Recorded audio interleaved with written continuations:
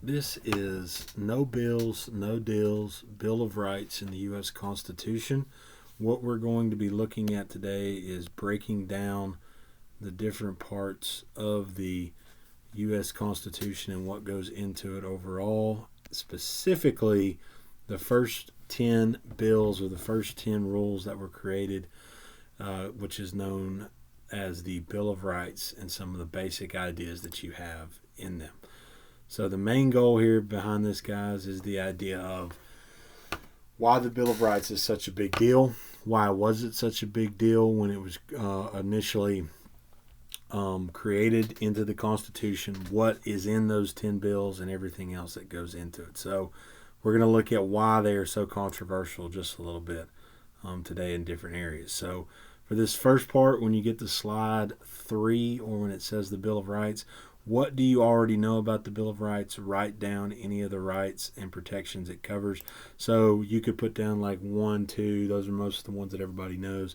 We'll go through those here just a little bit. This, again, is just a little bit to kind of give you an idea of where we're starting and where we're going with you guys overall. So when you get to this slide, go through it and just break down the different areas that have it. Okay, so the big deal about the Bill of Rights, guys, is way back when the original concept of the Constitution was created, some people wanted certain things in there. Okay, you had some people that were called the Federalists, thought that individual rights were not needed in the Constitution. The rule book or the Constitution basically should not include specific individual things. There's no need. It should just be rules for the entire process. The Anti-Federalists, which are people that are against big government, refuse to accept a Constitution without one. Okay? Individual rights is the biggest deal that basically was going on throughout this entire thing. So it's something to be aware of as far as when we go through this overall as it happens. So this next part is, we'll go through this together really briefly. The main arguments for and against adding individual rights to the Constitution and whether or not a Bill of Rights should be basically added through here. So some of the big things that you have kind of going through and looking at all these other different kinds of things that happen, at least at this particular point in time, is you've got a whole lot of new ideas that are basically going on with this and everything else that's been happening in between. And you start to see new ways of doing business and new ways that at this particular point, nothing had never been tried before. So you can see right there, when the U.S. Constitution was proposed, this was a new type of government and everything else that basically happened. Most people thought that this particular idea should have individual rights, as we've talked about. Okay, rights were only designed for citizenship protection, and sometimes governments could be abusive and unpredictable. This was the main reason why the United States of America was created, because of Britain and some of its history. So what you saw here, as far as all these other different kinds of stuff, is those who wanted a Bill of Rights couldn't understand how men could leave it out. So this was the main basic idea that was looking at through all the different things. And again, you had two groups. Federalists, which is the people that supported the original Constitution and didn't want it, and Anti-Federalists. So Federalists were more along the lines of, you're thinking it today, like big government. They liked the idea of government just being that. Anti-Federalists were the idea of small-time government issues needed to be discussed and keep them more on a smaller scale. So basically what you saw here is the Bill of Rights had two particular sides. People that thought a Bill of Rights was unnecessary, all right, basically listed some of the worst threats to liberty, random, unjustified imprisonment, and everything else. They believed that, again, this idea of individual rights is not necessary. It doesn't need to be talked about because it's the main goal of creating a system, not having to create individual rules. Other people basically talked about this idea of, hey, if there's no individual freedoms in here, you could potentially get a system that has a nobility, an idea of a king or a queen. This is not necessary. This was not what people wanted.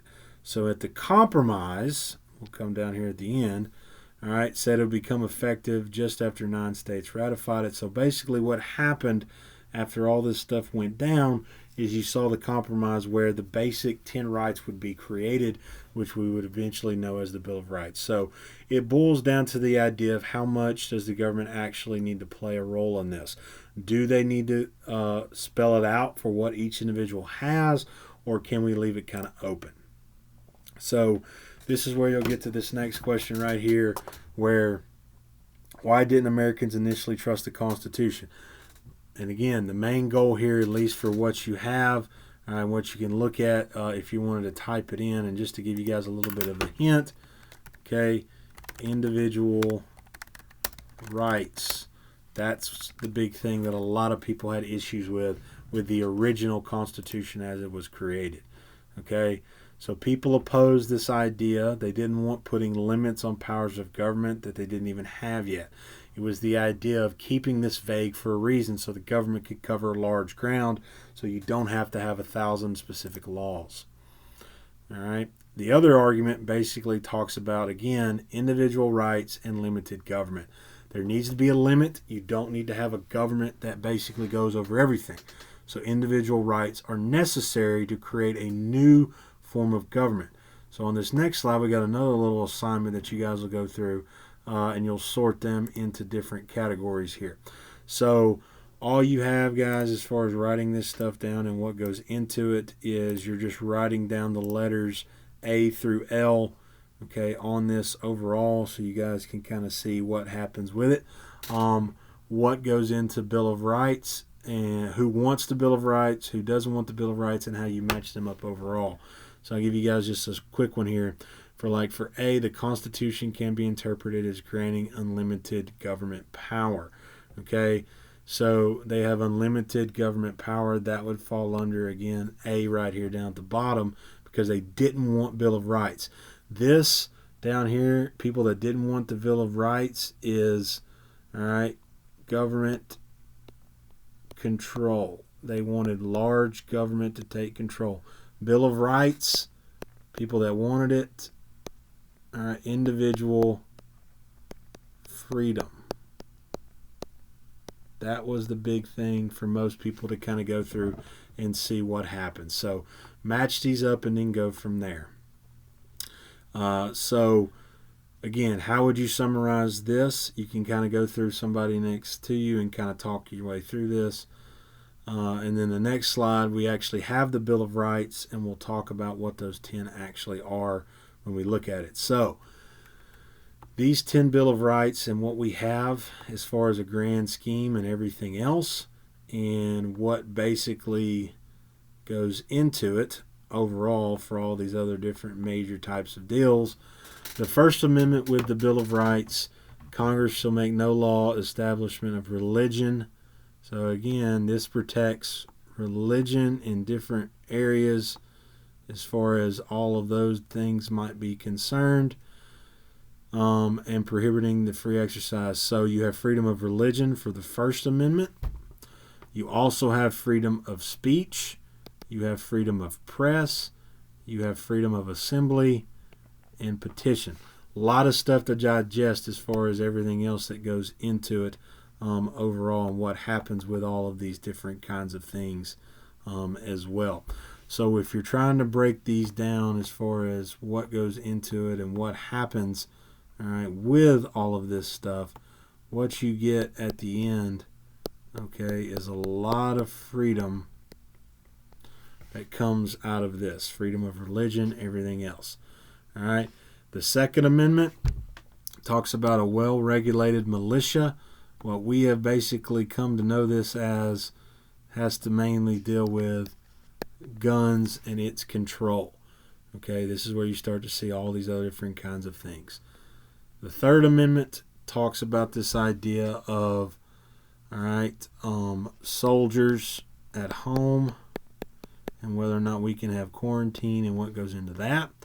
The Fourth Amendment is the right to search your stuff. This is the idea for the Fourth Amendment of whether or not people can search your lockers or different kinds of things without cause. Okay? The Fifth Amendment, all right, is the idea of, excuse me, no person shall be held to answer for a capital or otherwise infamous crime. Basically, you cannot self-confess to crimes that you may have committed, or you basically cannot self-incriminate. You cannot get yourself in trouble. The Sixth Amendment, in all criminal prosecutions, they shall have a right to speedy and fair trial. So this has the idea of everybody gets a fair trial. The Seventh Amendment, no big fines. You cannot get in trouble and have a huge fine slapped on you that you could not pay as far as this stuff. And then the next one, again, excessive bail shall not be required. And then I'll go through the next one, the big 10th one. States rules. So after these 9 different ideas, and the first one is the biggest one without doubt: freedom of religion, speech, press, assembly, and petition. Guns, second one. Soldiers staying at home, search. After these first 9 amendments, whatever's left over after those 9 rules for individual freedom, the states have control of all this. The first 9 are set up for the federal government. The last one out of the 10 of the Bill of Rights is for states to basically take control of everything else thereafter.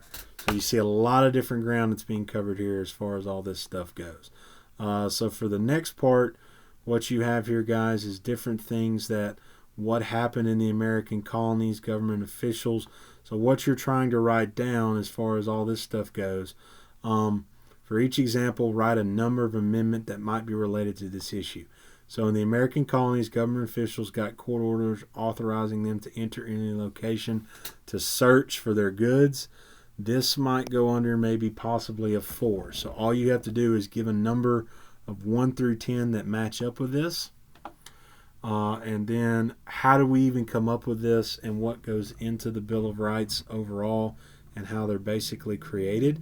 We did not come up with the term Bill of Rights. The British or the English actually did with 2 documents, the Magna Carta and the English Bill of Rights. So what you'll do is, as you see, you'll write the amendment for which Bill of Rights correspond to this one, like 1 through 10. So for right here, for a trivial offense, a free man shall be fined only in portion. So if you want to go back and look at this as far as 1 through 10, you're looking at possibly, let me make this just a little bit smaller so you guys can see it. You're looking at possibly a 7, right, or an 8 right here, where it might fall into the different categories overall. So you're basically just going through and matching up some of these ideas and where they go through overall and matching up with the Bill of Rights. Same ideas, just reworded for the United States Constitution. Next one, you're just going to do a multiple choice right here and look at the amendment number and how they basically match up. Again, guys, if you need to go back in the upper left-hand corner, you can always open up this document right here and go back and double check your work. Please make sure and use that to your advantage in the upper left-hand corner when you're going through this. So you're just trying to match all those up. Again, same thing. Match up the number that deals with this particular topic and which one of those matches up with it as well. Same thing again. And then you have a crossword puzzle, guys. So do your best to type in your particular crossword puzzle.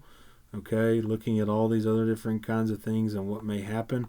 If you need some help as far as different word categories, word banks, other different things that go along with it, you can find other things that may happen and may help you with this. So just a quick little crossword puzzle there for this quick assignment. So now let's talk about the Big Ten and everything else that kind of happened with it and what goes into it overall. So the big thing here is a lot of people have issues. Today, like someone showed up at a house without a warrant, walked into somebody's home and found drugs, searching every nook and cranny. Today, the lawyer would make an argument based on the Fourth Amendment. But if there had never been a compromise to create the Bill of Rights and nothing was ever created, this has to deal with the Fourth Amendment and search. Okay? So what you have to basically look at this idea of, again, the Bill of Rights is a key thing that was created to try to basically solve individual rights issues. All right? So do you think that having individual rights is necessary? This is where you have this little argument that you can basically write out and type out here. Which argument for including the Bill of Rights is most convincing? Should we have a Bill of Rights? Yes or no? That's the main question that's being asked. And let's just see if we go back and look at it. The last couple of questions you'll have. The Federalist thought the Constitution didn't need a Bill of Rights, and the Anti-Federalist said it did. Why did they believe that? Again, it has to do, with individual rights. The Federalists believe that the government should not have to deal with individual specific details. It should be more vague, and the government should have more control than specific things. Anti-Federalists believe small government should be specific and that each individual topic should be discussed. And then finally, the last little thing that you guys have here. Why was it ultimately added? It was called a compromise. Do you think having the Bill of Rights was a good idea? Yes or no, and go through all that. And then finally at the end, please write down any questions you may have concerning the Bill of Rights and the first 10 things that you guys all get or that anybody gets as being a U.S. American citizen.